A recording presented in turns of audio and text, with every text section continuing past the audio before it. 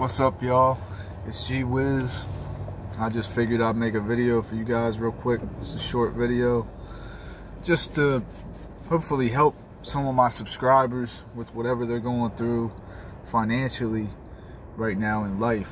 So I'm going to give you 4 principles to obtaining wealth, escaping poverty, just basic things that you need to understand that they don't teach in school for the most part, and a lot of you won't learn from your parents because they don't even know better. So here we go. We got number 1 is your assets must outweigh your liabilities. If you're going to be wealthy, there's no other way. That has to be the case. It has to be. So how do people expect to be rich or wealthy when they have no assets and all they have is liabilities? Because that's what a lot of people out here are doing. That's how a lot of people are living their lives, and they just don't understand this basic principle. So what are assets? What are liabilities? Assets make you money. Liabilities cost you money. So your car, that's one that's kind of borderline. People be like, okay, my car makes me money because it gets me to work. But does it? I mean, it depends how you look at it. The car is going to cost you money in maintenance, car payment, insurance, gas money, on and on. The list goes on. I would personally consider a car as a liability. Me right now, I'm driving this 2011 Honda, and to me it had fairly low mileage, so I thought it was a good investment because, you know, versus buying a new car, I don't know. I thought it was a better choice for now until I get my bread stacked up a little more and get more assets.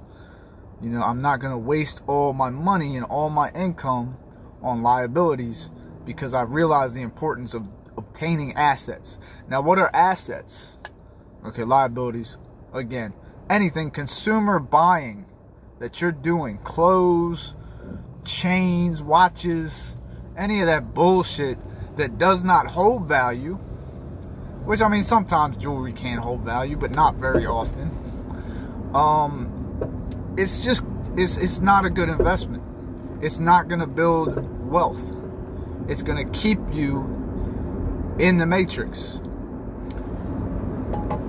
What you need is assets. You need stocks, bonds, mutual funds, real estate, stuff that's really going to go up with the market. While the market inflates, we keep hearing about all this inflation.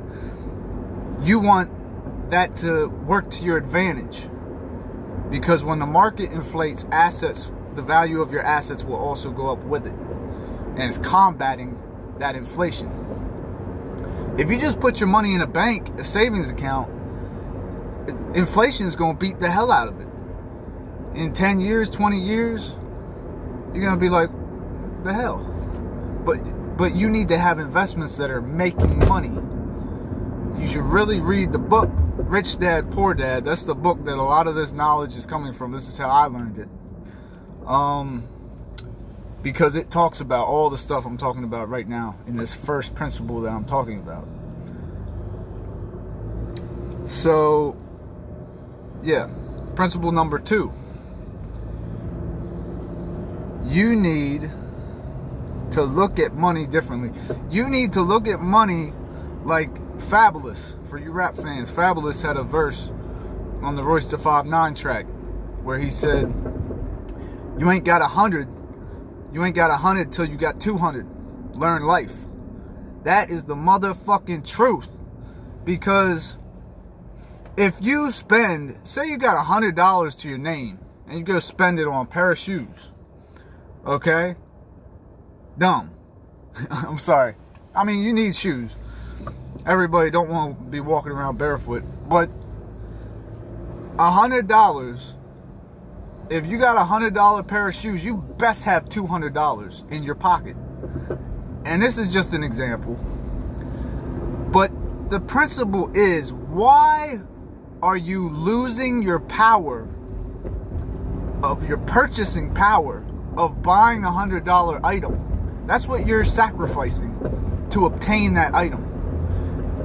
You don't want to do that.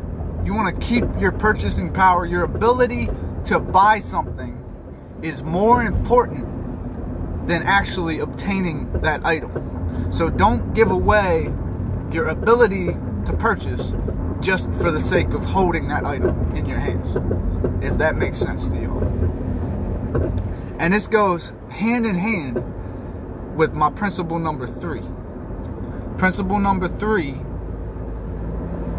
is delayed gratification. Okay, this is what I started doing. I go on Amazon Prime and I'll be like, I need this, I want this. Fill up my shopping cart, right? Filled up my shopping cart, and then I'm like, you know what? I'm thinking about my finances. I'm gonna wait. I'm gonna wait another week, another 2 weeks, till I purchase the things in this shopping cart. Because time equals money. So if you can delay gratification, you're basically making more money. When you just impulse buy, you want it, you need it, you get it. That's not a good philosophy at all. Delayed gratification will help you obtain wealth. I promise you. Okay, maybe instead of buying that stuff in that shopping cart, maybe you buy a couple of stocks. You wait a week. Buy another stock. You know, people always want to act like they can't make investments, but they're blowing all their money. And I understand it's tough. It's tough. Rent has gone crazy. It's getting harder and harder out here. We've seen the egg prices go crazy earlier this year. Groceries in general. But this is going to be my 4th principle. Do not live above your means. So do what you got to do to escape the matrix. Build yourself a foundation of assets. So if you're living paycheck to paycheck, you got to figure out what the problem is, where you can stop doing that. Are you living in an apartment that you can't afford? Maybe you are. And I know this is hard for people that got families and that got children. They're not going to really be able to resonate with this, but you got to sacrifice in the short term to make it in the long term financially. I don't care. I've slept in my car. If you got to sleep in your car to stack up and get some assets, to get some paper, that's what you got to do, especially if you're single and you ain't got no kids. Now, if you do have a family, that you got to find other ways. You really got to budget. You got to look at where your money's going. And you got to figure out, okay, how can I be smarter with it? That's all I got for you guys. I hope it speaks to somebody, and I hope that you guys can succeed in life. And it's not all about the money, baby, but it don't hurt. All right, peace out.